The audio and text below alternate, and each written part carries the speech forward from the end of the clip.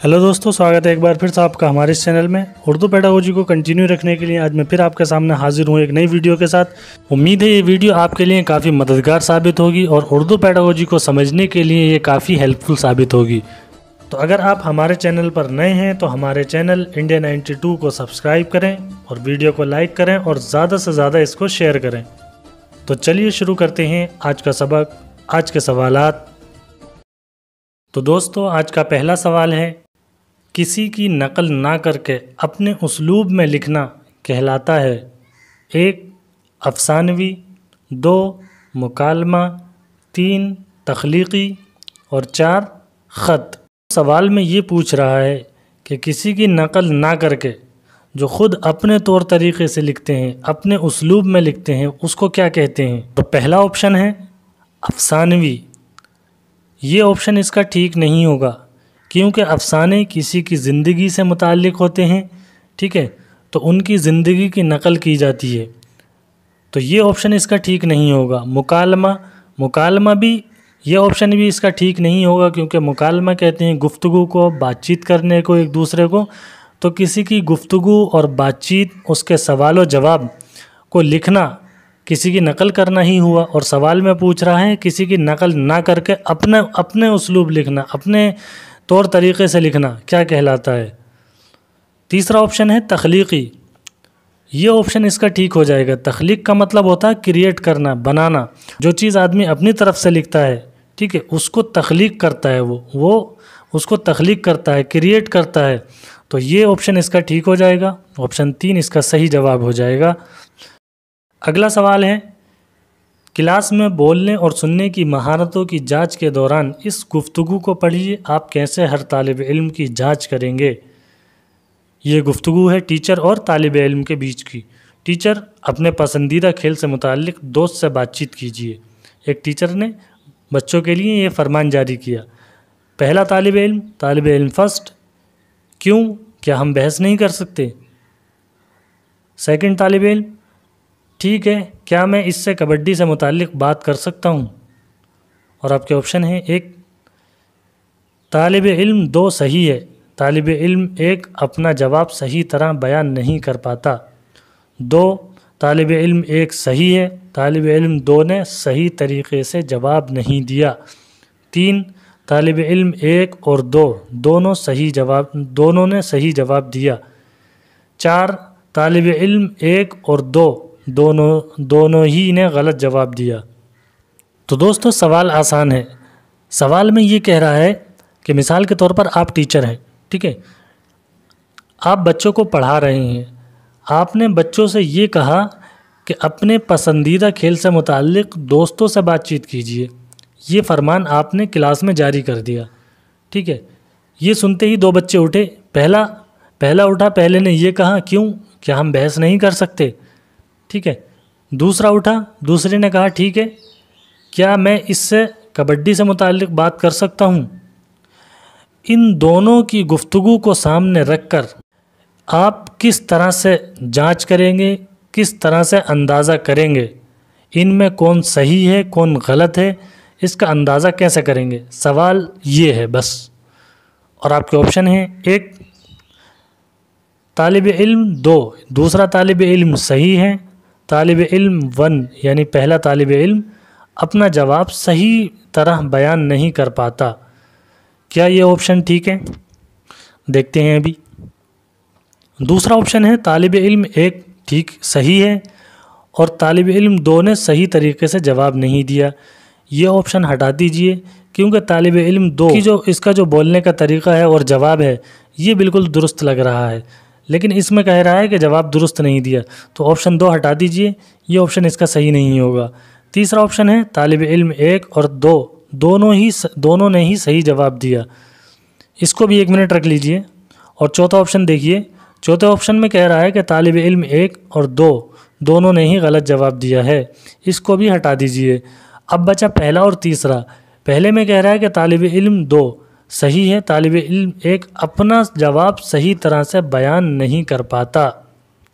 ये ऑप्शन इसका ठीक हो जाएगा बिलमुकाबिल ऑप्शन 3 के, ठीक है, क्योंकि जो बात तालिब इल्म 2 ने की है दूसरे नंबर के तालिब इल्म ने की है वो पहले ने नहीं की है। पहले ने जो बात की है एक डर्टी लैंग्वेज में की है, इस वजह से वो अपनी बात सही से नहीं रख पाता, अपना जवाब सही से बयान नहीं कर पाता। तो ऑप्शन 1 इसका सही जवाब हो जाएगा। ठीक है, ऑप्शन 1 इसका सही जवाब हो जाएगा।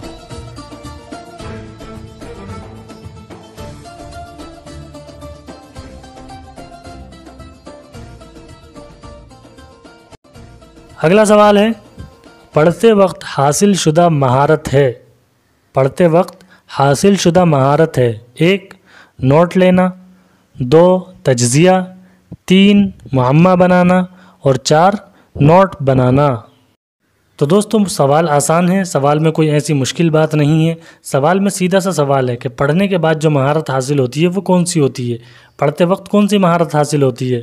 आपने ज़बान की फ़न्नी महारतें पढ़ी होंगी। ज़बान की फ़न्नी महारतें 4 होती हैं, सुनना, बोलना, पढ़ना, लिखना, इसी क्रम में होती हैं। पहले सुनना, फिर बोलना, फिर पढ़ना, फिर लिखना।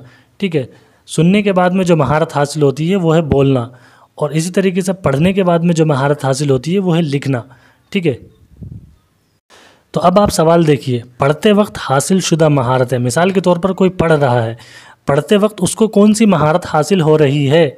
नोट लेना अलग है और नोट बनाना अलग है।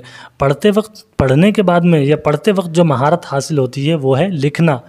लिखना जो है वो पढ़ने पर आधारित है। लिखने की जो महारत हासिल होती है वो पढ़ने पर डिपेंड करती है। ठीक है, तो इसमें आप देखिए लिखने से संबंधित कौन सा ऑप्शन है। जो लिखने से संबंधित है वो है नोट बनाना। ठीक है, तो पढ़ते वक्त जो महारत हासिल होती है या पढ़ने के बाद जो महारत हासिल होती है वो है लिखना, और लिखना संबंधित है नोट बनाने से। तो ऑप्शन 4 इसका सही जवाब हो जाएगा।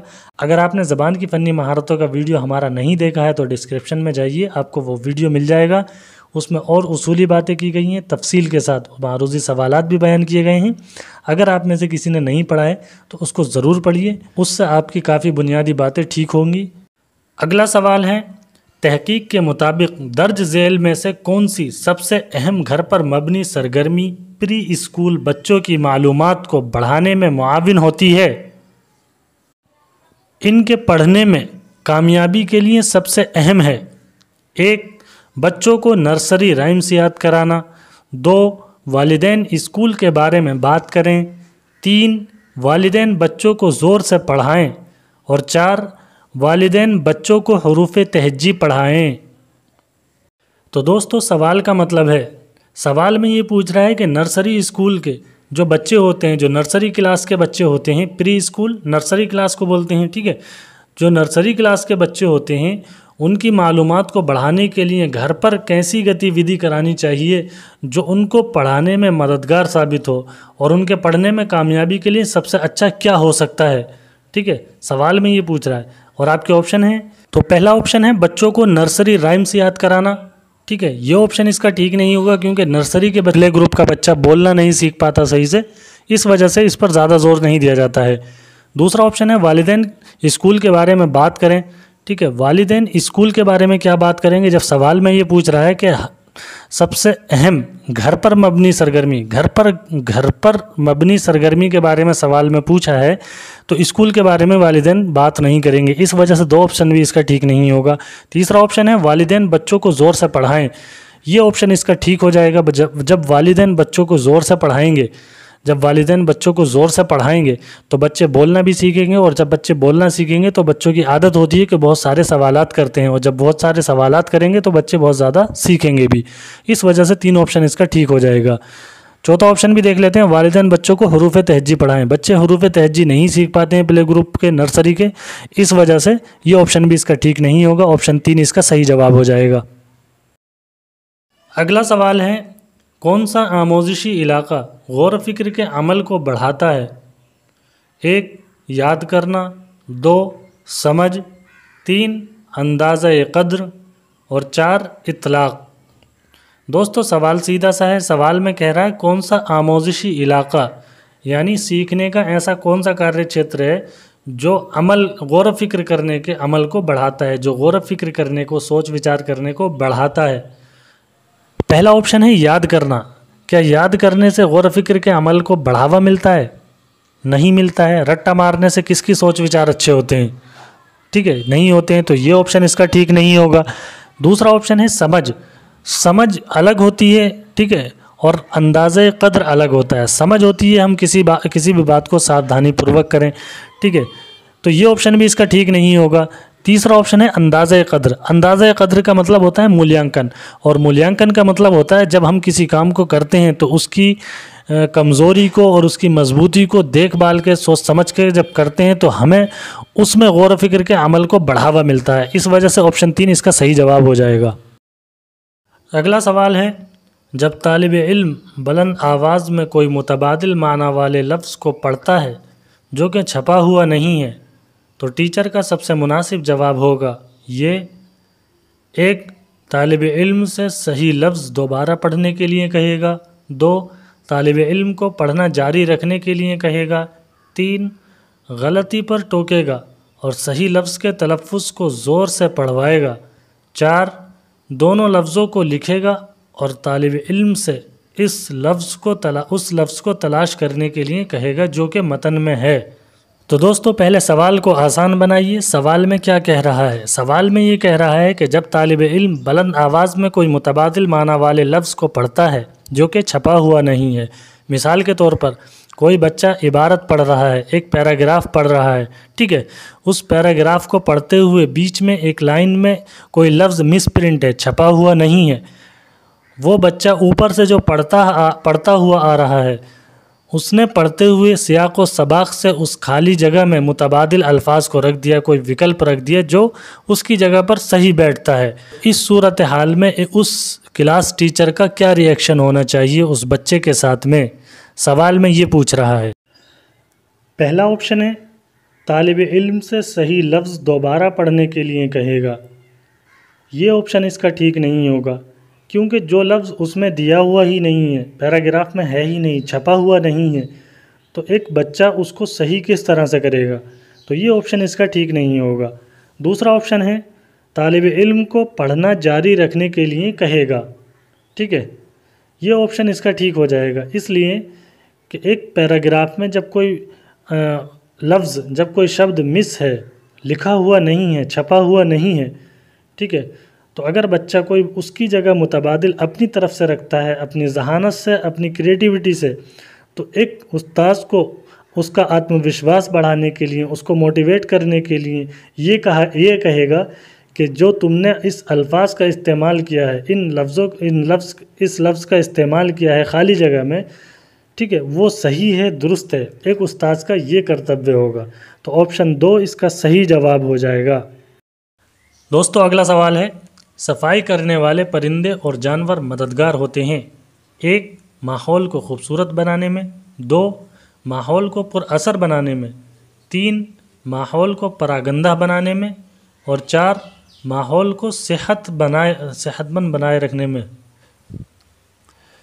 तो दोस्तों, सफाई करने वाले परिंदे और जानवर जो होते हैं वो माहौल को सेहतमंद बनाए रखने में मददगार साबित होते हैं, ठीक है, क्योंकि ये जानवर और परिंदे अपने ग़िज़ा के तौर पर बहुत से सड़ी गली चीज़ों को खा लेते हैं। ऐसे सफाई करने वाले परिंदों और जानवरों की मौजूदगी सेहतमंद माहौल को बनाए रखने में मददगार साबित होती है। तो इसका सही जवाब हो जाएगा ऑप्शन 4। अगला सवाल है, एक शख्स सिनेमा हॉल में आपके पीछे बैठा हुआ मोबाइल फ़ोन पर बात कर रहा है और आप उसे मोबाइल पर बात करने के लिए मना करना चाहते हैं। इंतखाब कीजिए कि आप उससे किस तरह दरख्वास्त करेंगे, ठीक है। ऑप्शन 1, ज़ोर से बोलना बंद करो। 2, मेहरबानी करके मोबाइल का इस्तेमाल थिएटर में ना करें। 3, मेहरबानी करके क्या अपना फ़ोन बंद नहीं कर सकते। 4, क्या आपके लिए मुमकिन होगा कि इस मोबाइल फ़ोन को यहाँ इस्तेमाल ना करें। तो दोस्तों, सवाल में कुछ नहीं है, सवाल सिंपल है। सवाल में सिर्फ एक पॉइंट आप याद रखिए, ठीक है, वो ये है कि आपको दरख्वास्त करना है। आप उससे किस तरह दरख्वास्त करेंगे? हुक्म नहीं देना है, ऑर्डर नहीं करना, लड़ना झगड़ना नहीं है, दरख्वास्त करेंगे। और दरख्वास्त किस तरह से की जाती है ये आप सब जानते हैं। उसके लिए सबसे अच्छे शब्द, सबसे अच्छे वर्ड क्या होंगे ये आप ऑप्शन में से इंतखाब करिए।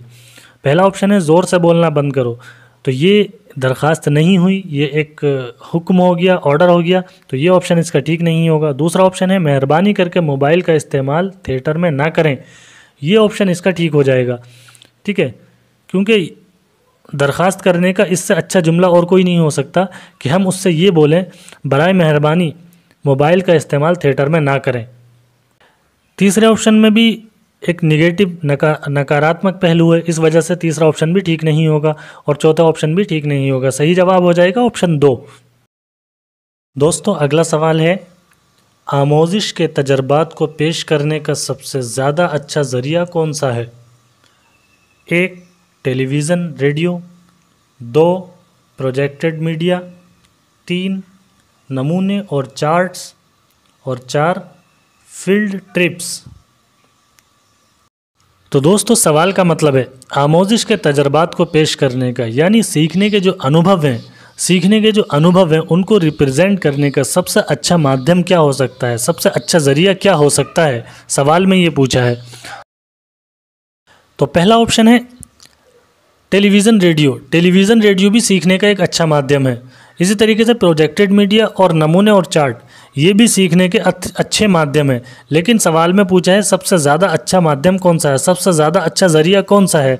तो सीखने का सबसे ज़्यादा अच्छा ज़रिया होता है फील्ड ट्रिप। आप मिसाल के तौर पर ताजमहल के बारे में बच्चों को चार्ट पर समझा रहे हैं या किसी स्क्रीन के ज़रिए से बच्चों को कुछ बता रहे हैं ताजमहल या किले के बारे में, तो इनके ज़रिए भी बच्चे सीखते हैं, समझते हैं। लेकिन सबसे अच्छा माध्यम और सबसे अच्छा तरीका सीखने का ये होगा कि बच्चों को आप ताजमहल या लाल किले का टूर कराएं, उनको फील्ड ट्रिप कराएं, इसलिए कि बच्चे टेलीविज़न और चार्ट वगैरह से ज़्यादा देखकर उस चीज़ को सीखते हैं। तो इसका सही जवाब हो जाएगा ऑप्शन 4। तो दोस्तों हमने पढ़े उर्दू पेडागोजी के कुछ अहम सवालात। इसी तरह के सवालात और प्रैक्टिस को कंटिन्यू रखने के लिए आप हमारा चैनल सब्सक्राइब कर दें और इसको लाइक कर दें और अपने दोस्तों के साथ इसको शेयर कर दें। बहुत बहुत शुक्रिया। अल्लाह हाफिज़।